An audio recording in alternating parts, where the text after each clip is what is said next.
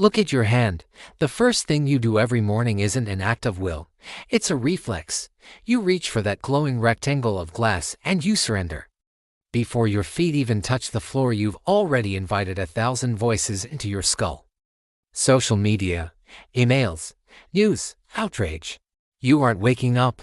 You're being colonized. Most people spend their first hour alive in a state of reaction.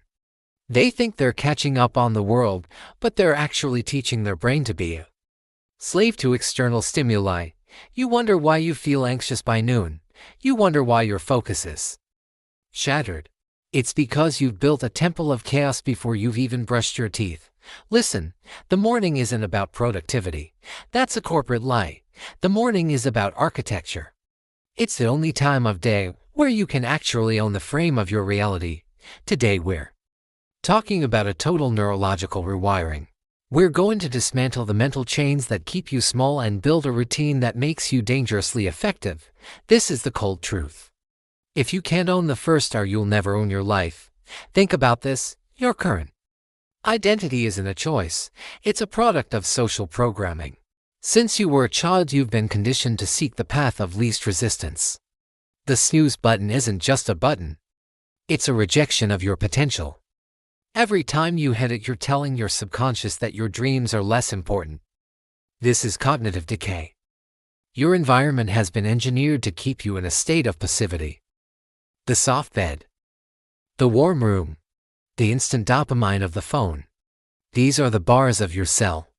To break out, you must understand your biology. If you want to reach the top 1%, you have to stop acting like the 99% who are sleepwalking through their own lives. The first pillar is the biological reset. You need to trap your nervous system into awareness. You need a shock. Think about the Stoics. They understood that the body must be disciplined before the mind can be mastered. First, hydration. Your brain has been shrinking in a dark room for 8 hours. Drink. Flood the system. Second, light. Get your eyes toward the sun immediately. You're commanding your body to wake up. Now we protect the mind. This is the cognitive fast. Your power comes from creation, not consumption. Use this time for mental clarity. Write. Plan. Think. Ask yourself, if I could only do one thing today, what would it be? Look, comfort is a slow death. Pillar 3 is the voluntary hardship. Introduce a controlled stressor to your nervous system. You're killing the version of yourself that seeks safety. You're proving to your subconscious that you are the master. Now the final stage, the architecture of intent. Before you engage with the world, you must pre-visualize the friction. Visualize yourself handling it with stoic equanimity. This is the premeditation of evils. By the time it happens, it's a replay.